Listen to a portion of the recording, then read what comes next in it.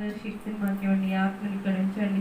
మీరు తెరవబడిన ఆకాశం ఇక్కడ ఉంచండి. ఏమని ప్రార్థించాలో, ఎలా ప్రార్థించాలో, ఎట్లా ప్రార్థించాలో ఉచ్చరించి శక్తిని కానీ మూలుగులతో మేము ప్రార్థించడానికి జ్ఞానం మాకు ఇవ్వండి.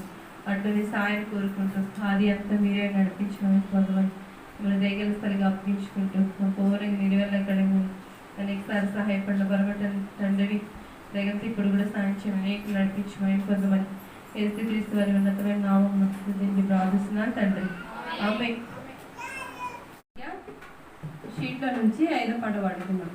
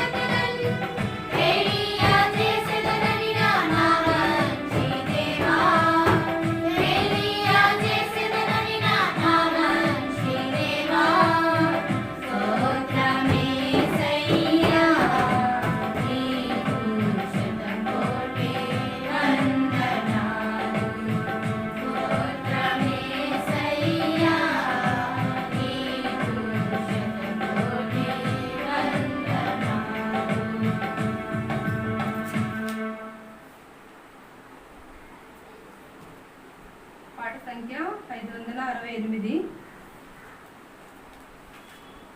ఇంకొక పాటల పుస్తకంలో 481. మొత్తం పాటల పుస్తకంలో పాత 568.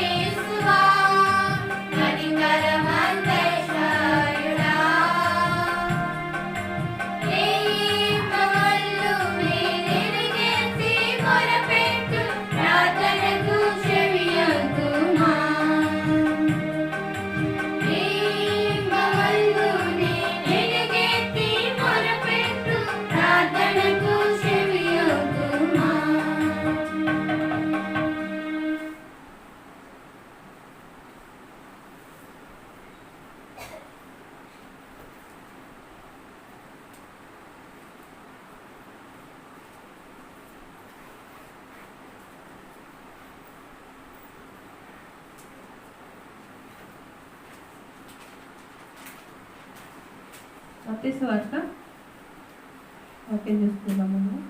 మత్తయి సువార్త 26వ అధ్యాయము 39వ వచనం నుంచి చదువుకుందామండి. ఒక 3 వచనాలు చదువుకుందాము, 42 వరకు చదువుదాము. బిగ్గరగా చదవండి, చదవగలిగిన వారు బిగ్గరగా చదవండి. మత్తయి సువార్త 26వ అధ్యాయం 39వ వచనం. కొంత దూరం వెళ్ళి సాగిలపడి, నా తండ్రి, సాధ్యమైతే గిన్నె నా ఎదురును తొలగిపోని, ఆయనను నా ఇష్ట ప్రకారం కాదు, నీ చిత్త ప్రకారమే కానిమని ప్రార్థించాడు. చదవండి.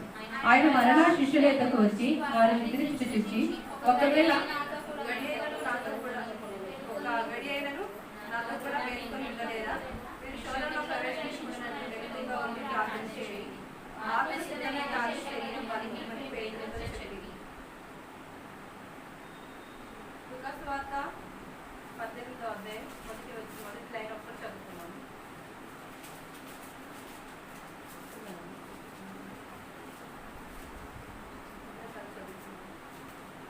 వారు విసుకక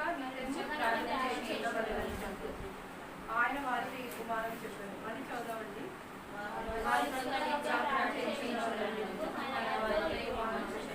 ప్రభుత్వ సహాయమే ప్రార్థన చేస్తున్నామండి. ప్రతి పరిశుద్ధులైన మా తండ్రి, దేవా, పరిశుద్ధుల జీవాధిపతి, సురక్షిత దేవాన్ని పొందడాలు మహా ఉన్నతమైన ప్రేమ కొరికి కృతజ్ఞతలయ్యా, అపారమైన కృప మా ఎడలో ఉంచారు.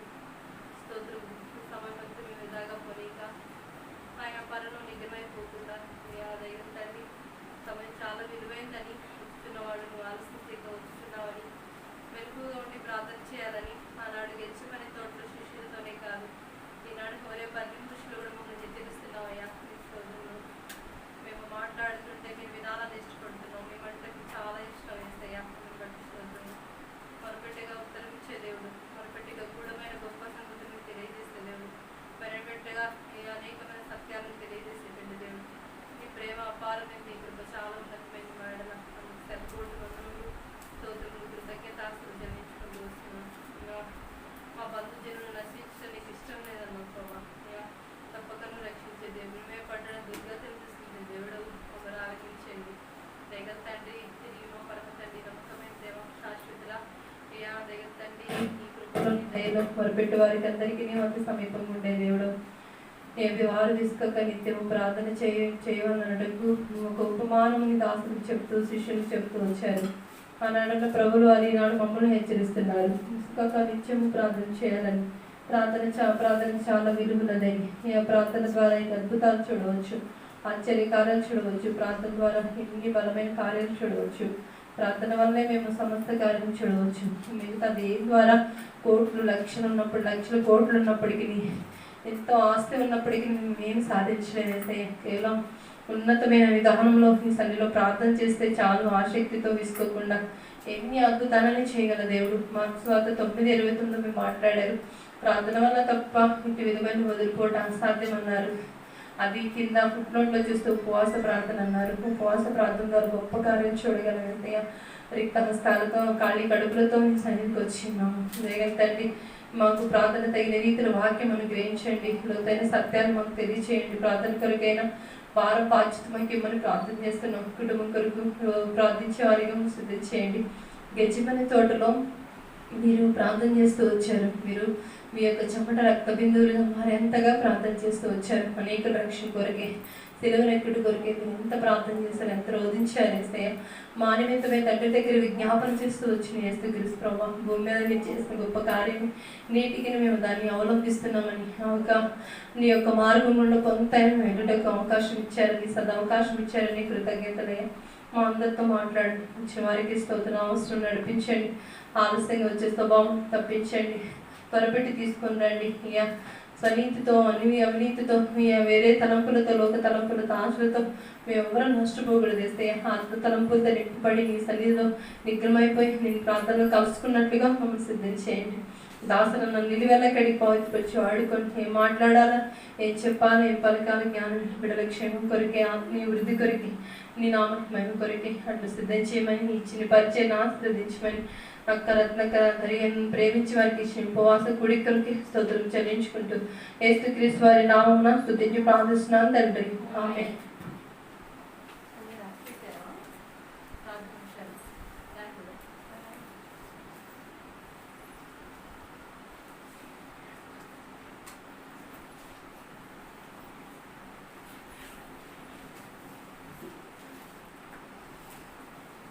ఇక్కడ మత్తయి సువార్తలో యేసుక్రీస్తు ప్రభువు ఏం చేశారు చెప్పాలి. ఏం చేశారు? ప్రార్థన చేశారు. చెప్పండి, ఏం చేశారు ఆయన? ఎట్లా చేశారు ఆయన? ఎక్కువగా ఉండి ప్రార్థన చేస్తూ వచ్చారు. ఏం చెప్పారు శిష్యులకి? శోధనలో ప్రవేశించకూడదు. అంటే మన కొరకు ఏం కాచుకొని ఉంది? శోధన కాచుకొని ఉంది. శోధన అసలు మనకు కనిపించదు, కానీ అన్ఎక్స్పెక్టెడ్గా వస్తాయి మన శోధనలు. అనుకోకుండా వచ్చేస్తాయి శోధనలు. అనుకుంటాం మన జీవితం బాగానే సవ్యంగా సాగిపోతుంది, మంచిగా ఉంది, బాగుంది కదా అనుకుంటుంటాం. కానీ ఎప్పుడు ఎటు నుంచి వచ్చి పడిద్దో శోధన తెలీదు. అలాంటి శోధన కాలంలో మనం ఉన్నాం. అందుకే ఆనాడు గెచ్చిపోయిన తోటలో శిష్యులతో దేవుడు చెప్తూ వచ్చాడు. ఏం చెప్పాడు? శోధనలో ప్రవేశించుకున్నట్లు మెలకుగా ఉండి ప్రార్థన చేయండి. అంటే మన జీవితానికి ఏం అవసరం? రెండునే ఎక్కడ? మొట్టమొదటిది పెద్దగా చెప్పాలి. మొట్టమొదటిది మెలకువ, తర్వాత మెలకువ అనేది చాలా అవసరం. మెలకువ అంటే ఏంటి? రాత్రంతా నిద్రపోకుండా మేల్కొని ఉండడమా? ఆత్మీయ మెలకువ అవసరం మనకి. ఆత్మీయ మెలకువ ఉంటే శోధన నుంచి తప్పించబడతాం. ఆత్మీయ మెలకువ ఉంటే ప్రార్థనా భారం వస్తుంది. ఆత్మీయ మెలకువ ఉంటే ప్రభుత్వ సహవాసం చేస్తాం. ఆత్మీయ మెలకువ ఉంటే ఆయనతో మాట్లాడతాం. ఆత్మీయ మెలకుగా ఉంటే దీన్ని ధ్యానిస్తాం. ఆత్మీయ మెలకుగా ఉంటే ప్రపంచ దేశాల గురించి ప్రార్థించగలుగుతాం. ఆత్మీయ మెలకుగా ఉంటే అసలు మనమే కాపాడుకోగలుగుతాం. ఆత్మీయ మెలుకు అనేది లేకపోతే మనకేముంది? ముందర శోధన ఏమైపోతాం? మనం పడిపోకుండా ఉండుట కొరకే ఏం చెప్తున్నాడు ఇక్కడ? ఏం చెప్తున్నాడు చెప్పండి? ప్రభువైన యేసుక్రీస్తు శిష్యులతో మెలకువగా ఉండి ప్రార్థన చేయండి. 41వ వచనం, మీరు శోధనలో ప్రవేశించుకున్నట్లు మెలకువగా ఉండి ప్రార్థన చేయండి. ఆత్మ సిద్ధమే కానీ శరీరం ఏమైపోయింది? బలహీనం. ఎవరికి ఉంది శరీరం బలహీనత? అక్కడ చెప్పండి. శిష్యులకు ఉంది. ఏం చేస్తున్నారు వారు? శిష్యులు నిద్రపోతున్నారు. అంటే ప్రార్థన మనకి ఏమొస్తుంది? నిద్ర కూడా వస్తుంది. అందుకే అంటే దేవుడు ఆయన ఆత్మ సంబంధమైన విధానంలో ఆయన మెలకుగా ఉండి అసలు ఆయన ఎక్కువ శాతం అని అంటే నిద్రపోయినట్టు కొన్ని చోట్లే, అది పడవలో నిద్రపోయినట్టు, తర్వాత ఎక్కువ శాతం ఆయన నిద్రపోయినట్టు ఎక్కడ లేదు. ఎక్కువ శాతం చెప్పాలంటే కూడా ఆయన ఎప్పుడు చూడు ఎవరింటికి వాళ్ళు వెళ్ళిపోతే యేసుప్రభు వారు ఎక్కడికి వెళ్ళారట? ఒలీవ కొండకి వెళ్ళారు. రాత్రి అంతా ఏం చేసేవాళ్ళంట? మనకి ఎక్కడెక్కినాయిక ఆయన ప్రభువుని యేసుక్రీస్తే ఆయన మానవ రూపంగానే జన్మించాడు. తర్వాత తండ్రి చిత్తాన్ని నెరవేర్చడానికి వచ్చాడు. మనందరినీ పాపం నుంచి, శాపం నుంచి విడిపించడానికి వచ్చినాడు. తనకు జరగబోయే శిలువ కార్యం మొత్తం తండ్రి వివరించి చెప్పించి పంపించినాడు. ఇంకా నేను ఎట్లయినా సరే, ఇక నేను ఎట్లయినా తండ్రి దగ్గరికి వెళ్ళిపోతానే, నాకేమిలే అని అనుకున్నాడు ఆయన. అనుకోలేదు. 33.5 సంవత్సరాలు ఆయన భూమి మీద ఉన్నప్పటికీ ఏం చేస్తూ వచ్చాడంటే మెలకుగా ఉండి ప్రార్థన చేస్తూ వచ్చినాడు. అంటే ఆయన అనుభవపూర్వకంగా చెప్పగలుగుతున్నాడు, మెలకుగా ఉండండి. చాలా చోట్ల ఉంది మాట, మెలకుగా ఉండండి అంటే. వాళ్ళు నిద్రమత్తులో ఉన్నారు. నిద్రమత్తులో ఉండి చాలా మాట్లాడారు. ఇప్పుడు మన అంశం కాదు అది. ఏరియాకి ఒకటి, మీ అందరికి ఏం కడతాం? మోషకి ఒకటి పర్ణశాల కడతామన్నారు. అంటే అప్పటికేదో నువ్వుగా ఎక్కువ ప్రార్థన ఉంది, ఎక్కువ ఉన్నాను అన్నట్టుగా చెప్పినప్పటికీ శిష్యులకి దేవుడు ఏం చెప్పాడు? జ్ఞానోదయం కలిగజేస్తూ వచ్చినాడు. ఆత్మ సంబంధమైన విధానంలో మనం ప్రభువును వెంబడిస్తున్నంత కాలము మెలకువ చాలా అవసరము. ప్రభువు మనం పిలిచేంత కాలం మెలకువ అవసరం. దేవుడు మన పేరు పెట్టి పిలిచేంత వరకు మెలకువ అవసరం. మెలకువ అనేది మన జీవితం లేకపోతే, ప్రార్థన భార జీవితం మన జీవితం లేకపోతే మన కార్యాలు చూడలేం, ప్రభు కార్యాలు చూడలేం. ఇప్పుడు ప్రభువైన యేసుక్రీస్తు ఎందుకు గెచ్చమనే చోటులో చెమట బిందువులు అందరూ రక్త బిందువులుగా మారేంతగా ఎందుకు ప్రార్థన చేశాడు? ఆయన కొరకు ఏం కాచుకుని ఉంది? శిలువ మరణం కాచుకుని ఉంది అని తెలుసు. వేదన ఉంది, శోధన, తర్వాత అనేక చేత నిందించబడతామని తెలుసు, కొరడాలతో కొట్టబడతాదని తెలుసు, శిలువ ముళ్ళకిరీటం పెట్టబడిద్దని తెలుసు, అన్నది ఏమంత రక్త సిద్ధమైపోయిందని తెలుసు, అన్నీ తెలుసు. అయినప్పటికీ తను ఎట్లా ప్రార్థన చేస్తూ వచ్చాడు?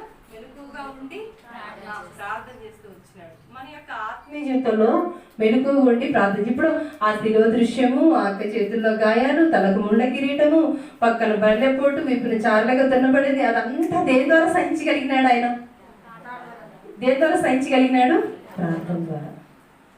తట్టుకునే శక్తి నాకు ఇవ్వు. ఒకడు అన్నాడు కదా, అక్కడ ఈ కింద నా ఇద్దరుండి నా ఇష్టం కాదు అంటే, ఆ గిన్నె తనకి ఎట్టుంది? బరువుగా ఉందా లేదా? బరువుగా ఉంది, భారంగా ఉంది, తలుచుకుంటే అసలు నేను సహిస్తానా లేదన్నట్టుగా ఉంది. ఎందుకు మానవాకారంతోనే పుట్టినాడు కదా, మనలాగే కదా. మరి ఆ బాధను సహించుకోవడానికి, తన తిరువ మరణం సహించడానికి, ఆ యొక్క కొరడా దెబ్బలు సహించడానికి, ఆ నిందలు భరించడానికి, అవమానాలు భరించడానికి, ఆ కలువల శైలిలో ఆకాశానికి భూమికి మధ్య శూన్యంలో వేలాడదీయబడుతుంటే ఆ యొక్క ఎర్ర నెండను సహించడానికి, ఆ యొక్క ప్రాణం విడవడానికి తనకి ఏం కావాలా? సహనం కావాలా, ఓర్పు కావాలి, శక్తి కావాలి. అందుకే ఏం చేస్తున్నాడు? మెలకుగా ఉండి. అందుకే నీకు నాకు చెప్తున్నాడు, హోరేబు బుషులో ఉన్న విశ్వాసులారా, స్త్రీలారా, దైవభక్తి గల వారిని చెప్పుకునే స్త్రీలకు తగినట్టుగా నడుచుకుని వారులారా, మెలకుగా ఉండి బోధించే నాకైనా వింటున్న మీకైనా మన జీవితం మెలుకు అవసరం. ఉదయకాలం వేస్తే అంటుంది, ఈరోజు ఏం శోధన ఉంది, ఈరోజు ఏం శోధన ఉంది, దీన్ని ఎట్లా చేయించాలో, ఏ విధంగా చేయించాలో ప్రార్థన ద్వారా చేయించాలి.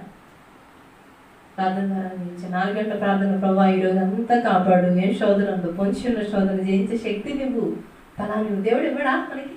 అందుకే శిష్యులకి ఏం చెప్తున్నాడు? మెలకుగా ఉండి ప్రార్థన చేయండి. వారు మెలకుగా ఉండి ప్రార్థన చేయడం ఏదైతే గెచ్చిమైన తోటలో నేర్చుకున్నారో అపోస్తల కార్యములు 1:14 వారు నేర్చుకుంటూ వచ్చారు. వారితో కొందరు స్త్రీలను వారును అందరూ కలిసి ఏక మనసు కలిగి ఏం చేశారంట?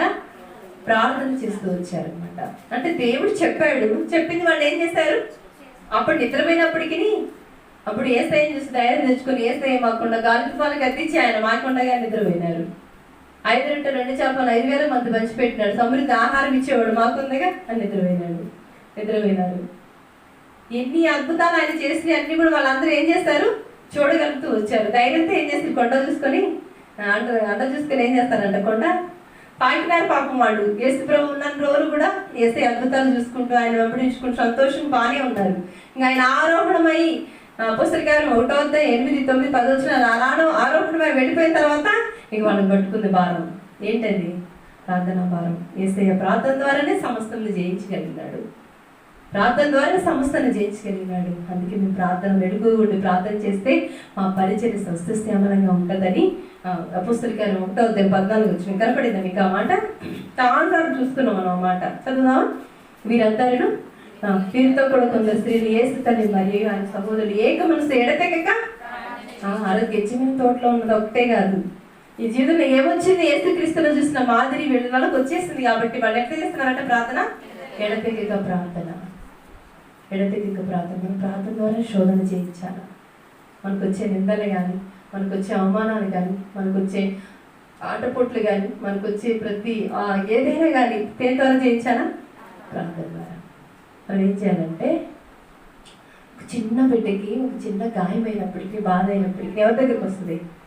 తల్లి దగ్గరికి. తల్లి ఒడిలో పడిపోయింది. ఇక నువ్వు నన్నే కాపాడు, నువ్వు ఉన్నామమ్మ అని చెప్పేసి ఇక అమ్మ ఒడిలో పడిపోయి అమ్మ ఒడిలో మేకలు తిరుగుతుంటుంది కదా. ఎంత స్వాతంత్రత మనకి. మన తల్లి ఎవరు? క్రీస్తు. మన ఆయన సన్నిధిలోకి వచ్చి ఏం చేయాలి? ప్రతి చిన్నదాన్ని వెలుగులాడాలి, ప్రభుకి చెప్పుకోవాలి, ఆయన కార్యాలు జరిగించేవాడు. చూడండి, ఇప్పుడు రోమిలికి రాసిన లూకాసు వార్త 18వ అక్కడ ఏమని రాయబడింది? మనకి దేవుడు మాట్లాడుతున్నాడు. ఆయన గెచ్చమనే చోట్లోనే కాదు, ఈనాడు దేవుడు మనతో కూడా మాట్లాడుతున్నాడు. లూకాసు వార్త 18వ మొదటి వచ్చిన ఏముంది అక్కడ? పెద్ద చెప్పాలి. ఏముంది అక్కడ? వారు విసుకక నిత్యము ప్రార్థన చేయాలి. మనం ఏం చేయాలంటే విసుకక నిత్యము ప్రార్థన చేయాలి. ప్రార్థన అంటే చాలా మంది రాలేదు. అన్ని గంటలు కూర్చోవాలా, అన్ని గంటలు ప్రార్థన చేయాలా, అందులో మనం ఉపవాసం ఉండి చేయాలా, చాలా కష్టం కదా. మన శరీరాన్ని మనం అధీనం ఉంచుకోవడం అనేది చాలా కష్టం.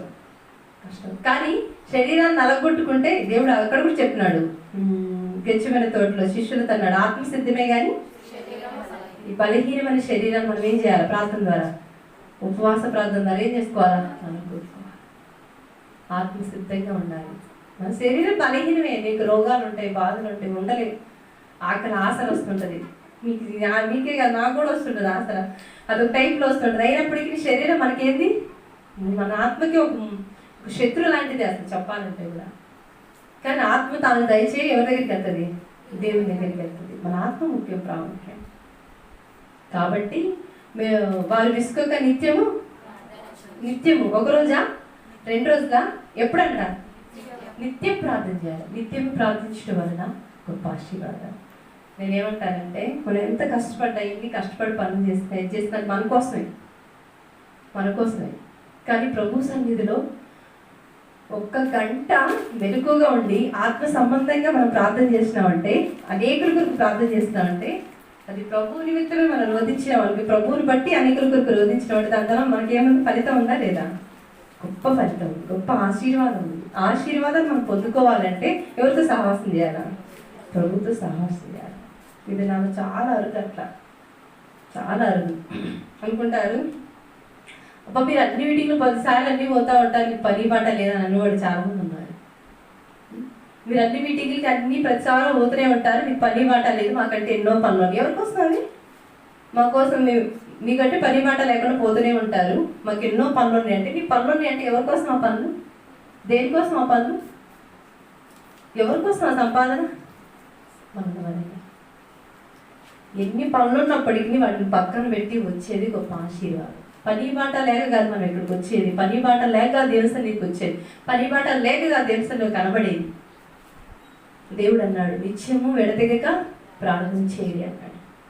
వెడతగిన జీవితం. ఆనాడు ప్రభు యేసుక్రీస్తు దైవజనుడు భక్తి సింగ్ అంకుల్ పల్లవరం కొండ మీద ప్రదర్శించింది ఏంటది? దేవుడు బయలుపరిచింది ఏంటది?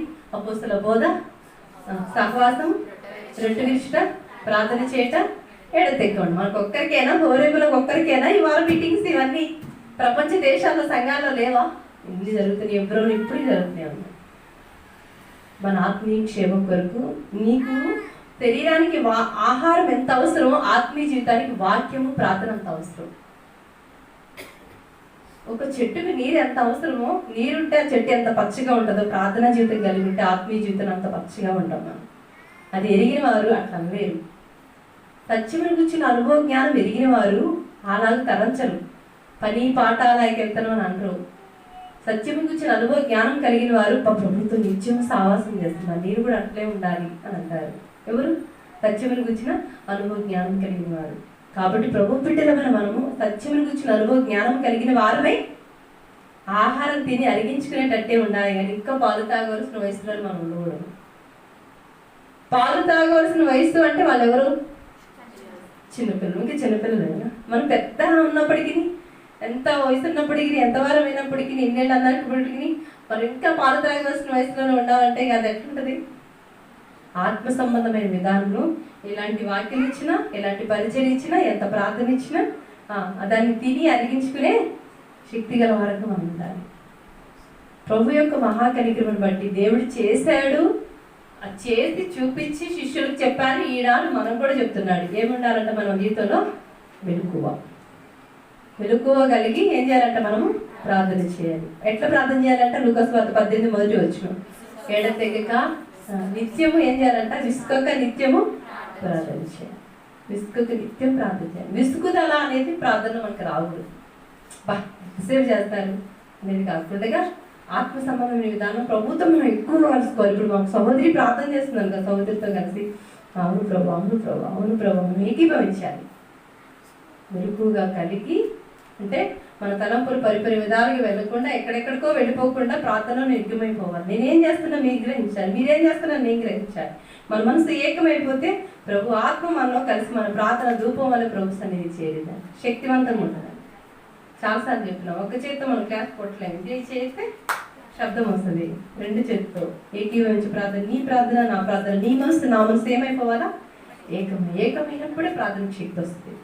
అందుకే అందరం కూడుకుంది. ఇంట్లో వంటకు చేసుకోలేము, ప్రార్థన ఏదో ఇంట్లో చేసుకోలేమా? చేసుకుంటాం, ఒక్కరమే చేసుకుంటాం. పొద్దున్న సాయంత్రం వరకే చేసుకోవచ్చు, పనులని పక్కన పడేసుకో, ఒక్కరే చేసుకోవచ్చు. కానీ ఏకీభవించి ప్రార్థనకి శక్తి. ఇద్దరు ఏకీభవించి ఎవరైతే భూమి మీద ప్రార్థన చేస్తారో పరలోకాలు అన్నీ కూడా ఏమైపోతాయి? పరలోకాలు కూడా కలుస్తుందంట. అలాగున మనం ప్రార్థించేవారు ఉండాలి. ఏక మనసుతో ప్రార్థన చేయాలి, ఎడతెగక ప్రార్థన చేయాలి, విసుకక ప్రార్థన చేయాలి, నిత్యము ప్రార్థన చేయాలి. ప్రభువు యేసుక్రీస్తు గెత్సేమనే తోటలో ప్రార్థన చేశాడు. అదే శిష్యులకు చెప్తున్నాడు, ఈనాడు మనతో కూడా చెప్తున్నాడు. మెలకువగా ఉండి ప్రార్థన చేయండి. శోధన కాచుకొని ఉంది. నిజంగా అంటే చెప్పాలంటే అసలు ఎన్ని శోధనలు అనుకుంటాం, బాగానే ఉన్నాం కదా అనుకుంటాం. కానీ ఒక్కొక్క ఒంటరి జీవితం ఒక్కొక్క వ్యక్తిగత కుటుంబానికి తెలుసు. అవన్నీ నాకు వచ్చే శోధన మీకు తెలియదు, మీకు వచ్చే శోధన నాకు తెలియదు. కానీ పరలోకమందున్న తండ్రికి అన్నీ తెలుసు. అందుకే అందరూ చెప్తున్నాడు, నాకు ఒక్కదానికే కాదు, నీకు ఒక్కదానికే కాదు చెప్తాడు. మెలకువగా ఉండి ప్రార్థన చేయండి. ఏ చిన్న బాధ అయినప్పటికీ, ఏ చిన్న కష్టం వచ్చినప్పటికీ, ఏదైనప్పటికీ మనం ఎక్కడ పోవాలా? ప్రభుత్వ సాహసం ప్రార్థన చేయాలి. హృదయం తేలికైపోద్ది. ఎంత భారమైనా అసలు ఏదైనా ఒక విషయం ఉన్నప్పుడు హృదయం ఎంత భారం, అసలు మోయలేని భారం, మనం ఏం భారం మన మీద ఉండదు. ఒక విషయం మన మనసులో ఉంటుంది. అది ఎట్టుంటుందంటే ఇంకా చెప్పాలంటే పెద్ద రాయి తీసుకొచ్చి మీద పెట్టినట్టు ఉంటుంది. తను ఏం చేస్తాం? రాయి మోసుకొని కనీసం ఎట్టైనా బలంతో ఎట్లా లాగుతాం, కానీ కొంచెం ఒకరు సహకరిస్తారు. కానీ ఈ భారం పోయడానికి ఎవరు సహకరించారు? ఎవరు చేత కాదు. అది ఎవరు లాగలేరు, ఎవరు మనకి సహకారంగా రాలేరు. బహుశా వచ్చి మన పక్కన ఉన్న వాళ్ళు చెప్పే ఇంకో 4 మాటలు ఇంకొద్దికి బరువు ఎక్కితే తప్ప ఆ బరువు తేలిక కాదు. ఆ బరువు తేలిక అవ్వాలి అంటే, అది నెమ్మది పరచాలి అంటే ఎవరి దగ్గరికి వెళ్ళారు? ప్రభు దగ్గరికి వెళ్ళాలి. కన్నీటితో ఒక 2 చుక్కలు కన్నీరు కాల్చు ప్రభుత్వం మీరు. ఇప్పుడు యేసుక్రీస్తు వారు చెమట బిందువులన్నీ రక్త బిందువులు మారేంతగా ఏం చేస్తున్నాడు ఆయన? గిచ్చిన చోట్ల ఏం చేస్తున్నాడు ఆయన? ప్రార్థన చేస్తున్నాడు.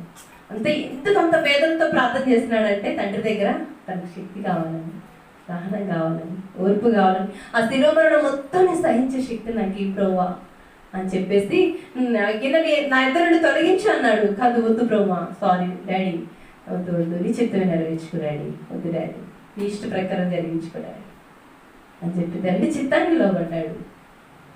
అంటే తన వారమంతా 12 మంది శిష్యులు వెంబడించారు. వాళ్ళు తీసేయగలిగినారా? మరియ తల్లి తీసేయగలిగిందా? యేసేపు తండ్రి తీసేయగలిగినాడా? ఎవరు తీసేయగలిగారు ప్రభుని? యేసుక్రీస్తు భారాన్ని తండ్రి అయిన దేవుడు తీసేయగలిగినాడు ప్రభు. కారణం ఏంటి? ఆయన ఎట్లా ప్రార్థన చేస్తున్నాడంట చెప్పాలి. కన్నీటితో, దుఃఖంతో, వేదనతో ఆయన మహావేదన పడేను అని ఉంది ఇక్కడ. వేదనతో ఏం చేస్తున్నాడంట? మనం ప్రార్థన చేసిన వేదనతో చేయాలా. అది అపోస్తలుడు పౌలు గారు కూడా అంటారు, నేను ప్రసవ వేదన పడి నిన్ను కంటిని అంటాడు. అంటే సంపాదించుకున్నాను అంటాడు. ప్రసవ వేదన అంటే చూడాలి, ఒక పురుషుడు ఏంటి ప్రసవ వేదన గురించి చెప్తున్నాడంటే ఆ ప్రసవ వేదన భరించిన వాళ్ళకే తెలుసు, తల్లులకే తెలుసు బాగా. అంత వేదన అంటే ఎంత పెరిగిలాడు ఉంటాడో. బహుశా మనకి ప్రసవ వేదన వచ్చేవాళ్ళు మామూలుగా ఉంటారా? కొంచెం మీద భయంకరమైన బాధపడతారు. అంత వేదనతో అంటే పెరుగులాడినాడు అనమాట. ఎవరు? అపోస్తలుడు పౌలు. అంత భారంతో ప్రార్థన చేస్తున్నాడు కాబట్టే అన్ని సంఘాలు కట్టగలిగినాడు, ఎన్నో పత్రికలు రాయగలిగినాడు, మంచి పోరాడగలిగినాడు, తన పరుగులు కడపట్టించుకోగలిగినాడు, విశ్వాసాన్ని కాపాడుకోగలిగినాడు, నీతి కిరీటం నాకు ఉంచబడిదని మంచి విధానం సాక్షిగలిగినాడు. ఎవరు? అపోస్తలుడు పౌలు. అట్లా ప్రసవ వేదన మనకు రావాలి. నేనేమంటా అంటే ఒకరి కోసం మనం ప్రసవేదంతో ప్రార్థన చేస్తాం అనుకో, పరలోకమందున ప్రభుని యేసుక్రీస్తు తండ్రి కుడి పార్శ్వం కూర్చొని మనకేం చేస్తున్నాడు? మన కొరకు విజ్ఞాపన చేస్తున్నాడు. తండ్రి దగ్గర కూడా అలాంటి విజ్ఞాపన చేస్తాడంట. మనుషుడు ఏ పంట విత్తనో భూమి మీద ఒకరి కొరకు రోధించు, భూమి మీద ఒకరి కొరకు ప్రార్థన చేయి, ఒకరి కొరకు కన్నీటి ప్రార్థన చేయి, కన్నీటితో రోధించు. దేవుడు అప్పుడు అన్ని కొరకు కూడా పరలోక రాజ్యంలో తండ్రి కుడి పార్శ్వం కూర్చున్న ప్రభుని యేసుక్రీస్తు కూడా అలాంటి ప్రార్థన చేస్తాడు. అప్పుడు అంటాడు, దేవదూతలారా రండి, నా బిడ్డల కోసం చూడు ఎంత రోధిస్తుంది. నేనే అనుకుంటే నా వనే ప్రార్థన చేస్తుంది. ఎందుకు గొప్ప ధన్యత ప్రభు చేత అట్లా మెప్పుగా ఉంటాం. అందుకే మనం ఏం చేయాలి? మెలకుగా ఉండి ప్రార్థన చేయాలి. ప్రార్థన అనేది చాలా అవసరం. ఇప్పుడు అపోస్తలుల కార్యంలో 1వ అధ్యాయంలో 14వ వచనంలో ఏక మనసుతో ప్రార్థన చేస్తున్నారు. ఎవరిని చూసి నేర్చుకున్నారు వాళ్ళు? ప్రభుని యేసుక్రీస్తు చెప్పాడు. ఏమని చెప్పాడు? మత్తయి సువార్తలో టక్క చెప్పేయాలమ్మా, మీరు వింటున్నారు కదా. మెలకుగా ఉండి ప్రార్థన చేయండి. కొంతమంది పాత నిబంధనలో కూడా మెలకుగా ఉండి ప్రార్థన చేస్తారు. చెప్పుకుందామా? ఒక షార్ట్కట్లో ముగించుకున్నాము. మొదటి రాజుల గ్రంథం 3వ అధ్యాయంలో ఎవరు ప్రార్థన చేస్తారు చెప్పాలి? ఎవరు ప్రార్థన చేస్తారు? చూడకుండా చెప్పేశారు. సొలొమోను ప్రార్థన చేస్తూ వచ్చాడు. దేని కొరకు ప్రార్థన చేశాడు? జ్ఞానం కొరకు ప్రార్థన చేస్తాడు. దేవుడు జ్ఞానం ఇచ్చాడా లేదా? వెరీ గుడ్, సరే. ఇప్పుడు షూషన్ కోట్లో ఒక వ్యక్తి కొంతమంది ప్రార్థన చేస్తారు. ఎవరు చెప్పగలరా? మొర్దెకై, ఎస్తేరు, యూదులందరూ కూడా వాళ్ళు ఏం చేస్తారు? మామూలు ప్రార్థన చేశారా? ఎట్లున్నాడు మొర్దెకై? ఎట్లున్నాడు? గోనెపట్ట కట్టుకున్నాడు. గోనెపట్ట కట్టుకున్నా అంటే చూడండి ఎంత. ఆయన ఒక్కడి కోసమే కట్టుకున్నాడా గోనెపట్ట? ఆయన కుటుంబం ఎస్తేరు రాణి గారి కోసమే కట్టుకున్నాడా గోనెపట్ట? ఎవరి కోసం? ప్రజల కోసం, యూదులందరి కోసం, రక్షణ కోసం, ఎవరు సంహరించబడకూడదని అందరి కోసం ఏం చేశాడు? ఇప్పుడు మనం ఏం చేయాలి? మనం గోనపట్టు కట్టుకోవద్దు, కట్టుకున్నంత రోజున చేయాలి. మనం ఏ దానికోసమైనా, సంఘ పరిశుద్ధుల కోసం, సంఘ పరిచర్య కోసం, అందరి కోసం, మనం ఏ గృహంలో చేయడం ఆ గృహం వాళ్ళ కోసం, అందరి కోసం రోధించేవారిగా మనం ఉండాలి. దేవుని సన్నిధిలో మొరపెట్టేవారిగా మనం ఉండాలి. తర్వాత నేను రాజుకు గిన్నె అందించేవాడని, అయినప్పటికీ నేను మెర్షిలేము గోడలు ప్రాకారం పడద్రోయబడినాయి, దాని గుమ్మములు కాల్చబడినాయి, కాబట్టి నేను తిరిగి వెళ్ళి మందిరాన్ని కట్టాలనుకున్నాడు. ఆ రోధించిన వ్యక్తి ఎవరు? నెహెమ్యా. మన యొక్క ఆత్మీయ జీవితంలో మన పితరుల వలె వారు ఎడతెగక ప్రార్థన చేశారు, వారి కన్నీటితో ప్రార్థన చేశారు, ప్రభు సన్నిధిలో రోధించారు, ప్రభు అద్భుతాలు వాళ్ళు చూడగలుగుతూ వచ్చారు. మన యొక్క ఆత్మీయ జీవితంలో కూడా అలాంటి అద్భుతాలు మనం చూడాలి అంటే ఏమంటారు? మన జీవితంలో ప్రార్థన ఉండాలి. మొర్దెకై వలె రోధించే వారిగా ఉండాలి, ఎస్తేరు వలె రోధించే వారిగా ఉండాలి. వినండి అమ్మా, కూర్చోండి, వస్తుంటారులే, వినండి. మొర్దెకై వలె రోధించే వారిగా ఉండాలి, ఒకటి గుర్తుపెట్టుకోండి. రెండోది, ఎస్తేరు వలె రోధించే వారిగా ఉండాలి, నెహెమ్యా వలె రోధించే వారిగా ఉండాలి. ఇంకొక వ్యక్తి కూడా రోధన చేస్తున్నాడు. ఎవరతను? ఎజ్రా కూడా రోధిస్తూ వచ్చినాడు. ఇంకొక వ్యక్తి కూడా రోధిస్తూ వచ్చినాడు ప్రభు సన్నిధిలో, తన స్నేహితుల కొరకు. యోబు ప్రార్థన చేశాడు. చూద్దాం అసలు ఆ విషయం, చాలా చక్కగా ఉంది చూడండి. యోబు గ్రంథం 42వ అధ్యాయం. యోబు గ్రంథం 42వ అధ్యాయం 10వ వచనం చదువుదాం, అందరం చదువుదాం. మరియు యోబు తన స్నేహితుల నిమిత్తం ప్రార్థన చేసినప్పుడు యెహోవా అతని క్షేమస్థితిని మరలా అతనికి దయచేసింది. మరి యోబునకు పూర్వం కలిగిన దానికంటే 2 అంతలు అధికంగా యెహోవా అతనికి దయచేసింది. ఏం చేశాడంట? తన స్నేహితుల నిమిత్తమే గెత్సేమని చోట అనుభవంలోకి వచ్చినాడు. ఎవరు? యోబు. తన స్నేహితుల నిమిత్తమే ప్రార్థన చేశాడు, అంతే. ఎంత ఆశీర్వాదం వచ్చింది దానికి? 2 అంతల ఆశీర్వాదం. అందుకే నాకు ఈ వాక్యాలు గుర్తొచ్చినప్పుడు కొన్ని కుటుంబాల కొరకు నేను రోధిస్తాను, ఏడుస్తాను, దేనికోసం? 2 అంతల ఆశీర్వాదం కోసం. గుర్తుపెట్టుకోవాలి. వాళ్ళ కోసం ఏంటో చేసేది, వీళ్ళ కోసం ఏంటో చేసేది, నేను నీకు రోధించేది అని చెప్పి మనం అనుకోకూడదు. మన గురించి కూడా మనకంటే ఎక్కువగా కూడా, అమ్మ వినండి, మనకంటే ఎక్కువ వాక్యం అయిపోయినాక అందరూ సెట్ అవ్వండి, ఎక్కడో అక్కడ చక్కగా సెట్ అవ్వండి, కొంచెం సేపు. మనకంటే ఎక్కువ కూడా మన స్నేహితుల కొరకు మనం ఏం చేయాలా? ప్రార్థన చేయాలి, రోధించాలి. 2 అంతల ఆశీర్వాదం రావాలంటే ఏం చేయాలా? రోధించాలి.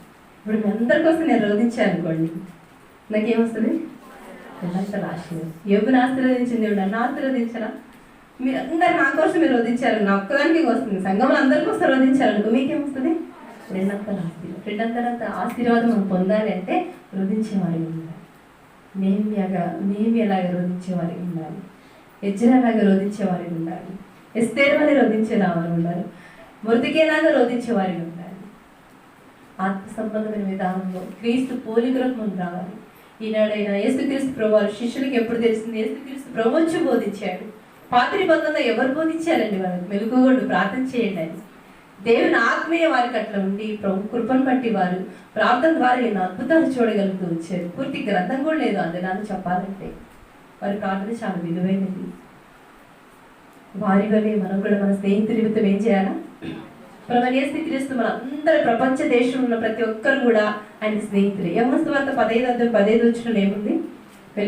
ఏముంది? నేను మేము దాసులను పిలువక, అంటే మన అందరం ఎవరు దేవుడికి? మన స్నేహితులే దేవుడు. యోహాను సువార్త 17 నేను వారి కొరకు వీరు నాకు ఇచ్చావు కాబట్టి నేను వారి కొరకు ఏం చేస్తున్నాను అన్నాడు? ప్రార్థన చేస్తున్నాను. మరి మన ప్రభు యేసుక్రీస్తు స్నేహితులు ప్రపంచ దేశంలో ఉన్న అందరినీ కూడా స్నేహితుడిగా భావించి మన నిమిత్తమే ప్రార్థన చేస్తాడు కదా. ఆ అనుభవంలోకి ఎవరు వచ్చారు? ఇక్కడ యోబు గ్రంథంలో యోబు వచ్చాడు. తన స్నేహితుల క్షేమస్థితి కొరకు ప్రార్థన చేస్తాడంట, అంతే. అతనికి ఏమొచ్చిందంట? 2 అంతల ఆశీర్వాదం. మొదటిదంతా ఎంత కోల్పోయినాడో ఆయన బాధంతా మనకు తెలుసు. మరలా తిరిగి ఆయన ఏం చేస్తున్నాడు? సమకూర్చబడుతూ వచ్చాడు. బహుశా మనం ఇది ఇంకా అలాంటి ఆశీర్వాదాలు చూడలేకపోతున్నాం అంటే అలాంటి రోదన మన జీవితంలో లేదేమో. అలాంటి ఆశీర్వాదాలు మనం ఇంకా పొందుకోలేకపోతున్నాం అంటే అలాంటి భారభరితమైన ప్రార్థన మనలో లేదేమో. అలాంటి క్షేమస్థితిని మనం ఇంకా పొందుకోలేకపోతున్నాం అంటే అలా యోబు లాంటి ఆసక్తికరమైన ప్రార్థన మనకి లేదేమో. ఇక నుంచి అయినా మనం అలాంటి 2 అంతల ఆశీర్వాదం పొందాలంటే ఏం చేయాలా? రోధిద్దాం, ప్రార్థన చేద్దాం. నాకు ప్రార్థన అనేది చాలా దుఃఖం వస్తుంది. ఎందుకంటే ఆయన కన్నీటి ప్రార్థన అంటే చాలా ఇష్టం అంట. అది చూస్తాడంట దేవుడు మనలోని. మన వస్త్రాలను చూడడు, మనం ఎట్లున్నామో చూడడు, ఏ విధంగా ఉన్నాము, ఎలాంటి వాచి పెట్టుకున్నాం అవన్నీ ఆయనకు అస్సలు అవసరం లేదు. ఆయన అది చూడ ఏం చూస్తాడు? అంతరంగంలో తన ప్రజల క్షేమం కొరకు ఏదైతే మనం ఆలోచిస్తామో దేవుడికి అది చాలా ఇష్టం అంట. ఆయనకు ఇష్టమైతే మనం ఏం చేయాలా? చేసేవారు. అలాగే ప్రార్థన చేస్తే తండ్రికి ఇష్టమా కదా? అందుకే మెలకువగా ఉండి మనం అందరం ఏం చేయాలా? ప్రార్థన చేయాలి. ప్రార్థన చేద్దాం, ఆ శక్తికరంగా ప్రార్థన చేద్దాం. మన స్నేహితుల మీద ప్రార్థన చేసి యోబు వల్ల రెండంతల ఆశీర్వాదం పొందుకుందాం. యోబుని దేవుడు మొదట ఆశీర్వదించిన దానికంటే మరి అధికంగా ఏం చేసినాడంట? ఆశీర్వదించాడంట. 12వ వచనం చూడండి. ఈ ఆశీర్వాదం నీకు నాకు కావాలంటే అట్లా ప్రార్థన చేద్దాం. యెహోవా యోబును మొదట ఆశీర్వదించిన దానికంటే మరి అధికముగా ఆశీర్వదించింది. యోబు దగ్గర మనం పేరు పెట్టుకుందామా? మన స్నేహితుని మనం ప్రార్థన చేస్తే యెహోవా మీ పేరు పెట్టుకోండి. దేవుడు కనికరిస్తాడు, సిగ్గుపడదు, కనికరిస్తాడు. మనం ఏదైతే పలుకుతామో దేవుడు నాలుక మన మరణము అది జీవము మరణము మన 4 వర్షంలో ఉన్నాయంట. మనకి ఏది పలికితే దేవుడు అది ఎస్తా అంటాడంట. మరణానికి తగ్గ మాటలు మాట్లాడితే మరణం కూడా ఎస్తా అంటదంట, అది ఇస్తుందంట మీకు. అదు మన నోటి ఏముండాలి? యెహోవా చేత ఆశీర్వదించబడినవాడా లోపలికి రా. ఋతు గ్రంథంలో బోయాజు చూసి అంటారు కదా. అట్లా మనం ఆత్మ సంబంధమైన మన దగ్గర మనం ఆశీర్వదించబడాలి అంటే ఆశీర్వచనం గురించి మనం మాట్లాడాలి. వెంటనే టిక్కేస్తాడంట యేసయ్య. అబ్బా యెహోవా నన్ను ఆశీర్వదించిన నా బిడ్డ నింది, ఖచ్చితంగా నేను ఆశీర్వదిస్తాను అని యేసయ్య అంటాడంట, టిక్కేస్తాడంట. మనం అనుకునే ఈ దినం నన్ను చచ్చిపోతే బాగుండు అని అనుకున్నాను, మరణం పక్కనే ఉండదు, నేను అట్లా వేస్తాను నీకు అంటదంట. అది జీవ మరణములు మన నాలుక వర్షం, మనం ఏదంటే అది జరిగిద్దంట, అనకూడదు. కాబట్టి జాగ్రత్తగా మాట్లాడాలి, బహు జాగ్రత్తగా మాట్లాడాలి. మనం మంచి గురించే మాట్లాడాలి, చెడు గురించి ఏ విషయం మనం మాట్లాడకూడదు. కొన్ని శపితం పెడుతుంటాం, శాపాలు పెడుతుంటాం, అవన్నీ అనకూడదు. ఆ శాపాలను తిరిగి మనకే కొట్టుకుంటాం, అంటే అట్లా అనకూడదు. మన నోట ఆశీర్వచనే ఉండాలి కానీ శాపవచనం ఉండకూడదు. కాబట్టి ప్రభు దగ్గర ప్రతిదీ కూడా ఆశీర్వాదం గురించి అడగాలన్నమాట. దేవుడు మనతో ఏదైతే మాట్లాడుతున్నాడో ఖచ్చితంగా అడగాలంట. వాగ్దానం చేస్తున్నాడు నమ్మదగిన వాడు, నెరవేర్చడానికి సంబంధుడు. ఈ కన్ను తెల్లాగా రావటానికి చెప్తా కదా నేను వాగ్దానం. అది కన్ను 12 నేను గొప్ప జనంకి చేసి ఆశీర్వదిస్తాను. ప్రతిరోజు అడుగుతా నేను ఆ విషయాన్ని. అడుగుతా అన్నావు కదా, ఆశీర్వదిస్తా అన్నావు కదా, దీవిస్తా అన్నావు కదా, అభివృద్ధి చేస్తా అన్నావు కదా, నిన్ను బట్టి సమస్త వంశాన్ని ఆశీర్వదిస్తా అన్నావు. నేను ఎంతన్నా నన్ను బట్టి సమస్త వంశాన్ని నువ్వు ఆశీర్వదిస్తూ నువ్వు అన్నావు కాబట్టి ఖచ్చితంగా దాన్ని నెరవేరుస్తావు. ఆశీర్వదించు. అడిగితే ఇవ్వడా? ఆ మాట అన్నింటి రోజు దేవుడు ఏం చేస్తున్నాడు? ఎన్ని టిక్లో అసలు చెప్పాలంటే. అందుకే దేవుని కృపను బట్టి మనం ఆ శక్తితో దేవుడిని అడిగితే దేవుడు అదే మనకి ఇస్తాడు. మనం చదువుకుందామా? ఈ వచనం చదవడానికి ఇది చెప్పాల్సి వచ్చింది. నేను 12వ వచనం. యెహోవా మీ పేర్లు పెట్టేసుకోండి, మీ పేర్లు గట్టిగా చదవండి, బిక్కర చదువుకోండి. యెహోవా మేరీనైన నన్ను మొదట ఆశీర్వదించిన దానికంటే మరి అధికముగా మేరీనైన నన్ను ఆశీర్వదించును నా దేవుడు.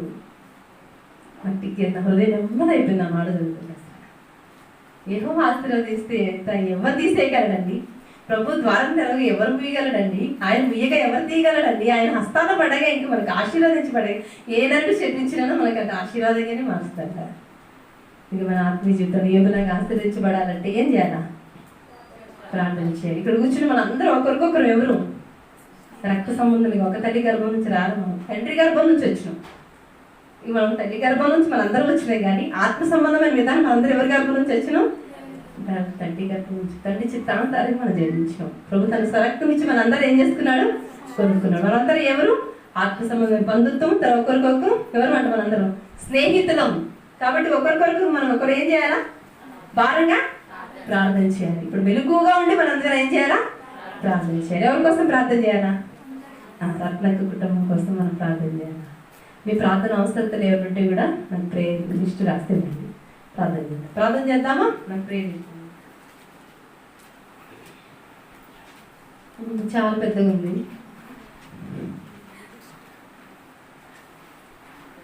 సరే, కుటుంబం యొక్క దరిగన్న మన రత్నక్క వారి కుటుంబం కొరకు మనం ప్రార్థన చేద్దాం.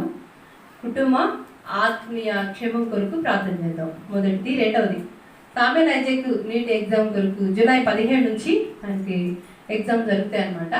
తను కూడా ప్రభు మంచి విద్యాన్ని ఇచ్చినట్టు, జ్ఞానం తెలివి ఆలోచన ఇచ్చినట్లుగా ప్రార్థన చేద్దాం. తర్వాత దర్గే అన్న గారి అన్నది గొంతు ఇన్ఫెక్షన్ అయింది కదా, క్లారిటీగా మంచిగా రావాలని అన్నీ కూడా అన్న ఆరోగ్యం కోసం కూడా, జాబ్ కొరకు కూడా, డ్యూటీ వెళ్ళొచ్చే విషయం కొరకు కూడా ప్రార్థన చేద్దాం.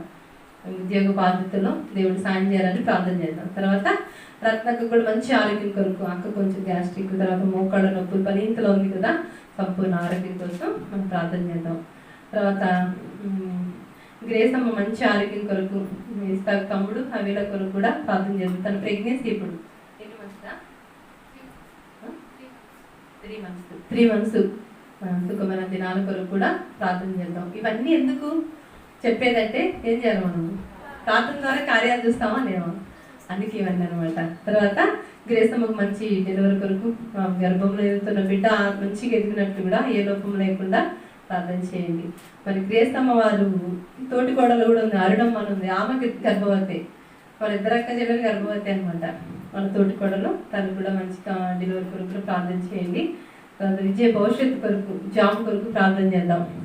విజయమది తర్వాత కుటుంబ అవసరతలన్నీ అక్కర్లను తీర్చబడినట్లుగా. తర్వాత జయక్క మధుసూదన్ అన్న కుటుంబం కొరకు కూడా, అక్క కూడా సంతానం లేదు కదా, ఎలిజబెత్ని శారాన్ని జ్ఞాపకం చేసుకున్నట్లు జయక్కని జ్ఞాపకం చేసుకోవాలి. అక్క కోసం కూడా మనందరూ ఏం చేయాలా, ప్రార్థన చేయాలి. తర్వాత రత్నక్క గారి తండ్రి గారి అంకులు ఆరోగ్యం కొరకు, కృష్ణయ్య ముసలి అంకులు కూడా కొంచెం షుగర్ ఉంది కదా, అంకులు కూడా మంచి స్వస్థత కొరకు కూడా ఆరోగ్యం కొరకు ప్రార్థన చేద్దాం. తర్వాత సంధ్యక్క ఇమానీలన్న వారి కుటుంబం కొరకు, అక్క కూడా కొంచెం కిడ్నీలో స్టోన్స్ ఉన్నాయి కదా, పనింతలో ఉంది, అక్క ఆరోగ్యం కోసం కూడా ప్రార్థన చేద్దాం. సంధ్యక్క, విజయక్క, జయరాజ్ అన్న వారి కుటుంబం బ్లెస్ చేసి పిల్లల కొరకు కూడా అక్క కోసం ప్రార్థన చేద్దాం. తర్వాత వీణ సాయి ప్రియ నీట్ ఎగ్జామ్ కొరకు కూడా సిద్ధపడుతున్నారు, వాళ్ళ కోసం ప్రార్థన చేయండి. రక్త సంబంధికులందరూ, బంధువులు అందరూ, ఇరుగు పొరుగు వాళ్ళందరూ రక్షణ కొరకు కూడా ప్రార్థన చేద్దాం. సరే, సంఘం కొరకు,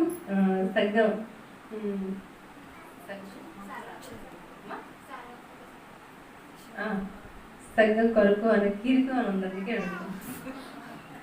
సంఘం కొరకు, సార్వత్రిక సంఘం కొరకు భారంగా ప్రార్థన చేద్దాం. విజయమ్మకే ఉంది సంఘం కొరకు భారం ప్రార్థన, మనందరం కూడా చెప్తుంది. మంచిదే, సంతోషం. మనందరం కలిసి భారంగా ప్రార్థన చేద్దాము. తర్వాత ఈరోజు మనకి ప్రాతికోటలో సువార్త ఉంది కదా, సువార్త విజయవంతంగా జరగాలండి. తర్వాత అక్కడ శుద్ధి మీటింగ్ ఉంది కాబట్టి ప్రభు మహిమాధికారంగా జరిగినట్లు కూడా ప్రార్థన చేయండి. తర్వాత ఆయన సండే స్కూల్ వేయాలనుకున్నాం కదా, బిడ్డలు పాపం కొనుక్కొని తినేవి కూడా అన్ని నోరు కట్టేసుకొని దాచుకొని ఇచ్చారు.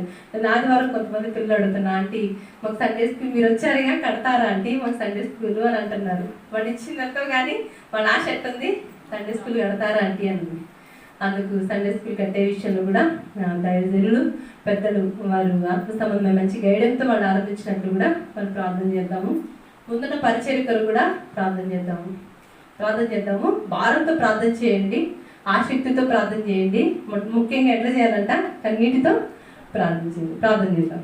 మిగతావి మధ్య మధ్యలో అంశాలు చెప్తే, ఎవరైనా ప్రార్థన అంశంలు ఉంటే రాసియండి, నేను ప్రార్థన చేస్తాను.